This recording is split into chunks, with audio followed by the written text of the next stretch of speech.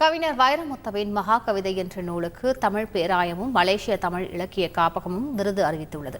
சென்னை அடையாறில் நடைபெற்ற நிகழ்ச்சியில் மலேசிய நாடாளுமன்ற உறுப்பினர் டத்தோ ஸ்ரீ சரவணன் கலந்து கொண்டு கோலாலம்பூரில் வரும் 8ஆம் தேதி விருது வழங்கும் விழா நடைபெற உள்ளதாக அறிவித்தார்.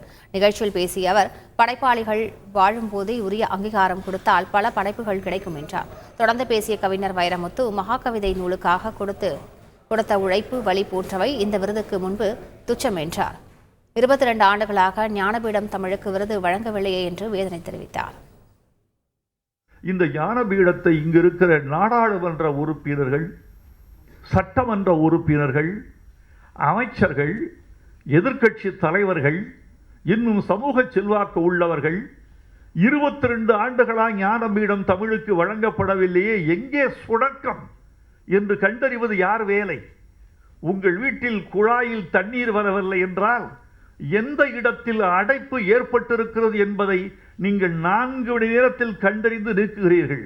22 ஆண்டுகளாய் விருது குழாயில் ஒரு அடைப்பு ஏற்பட்டிருக்கிறதே, யார் கண்டறிவது? யார் சரி செய்வது? எப்படி தமிழுக்கு தண்ணீர் வரும்?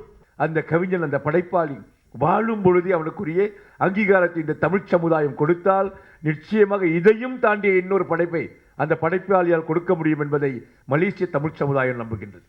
நிச்சயமாக மலேசியா மட்டுமல்ல, உலகமெங்கும் இருக்கின்ற அத்தனை தமிழர்களும் இதை கொண்டாடுவார்கள்.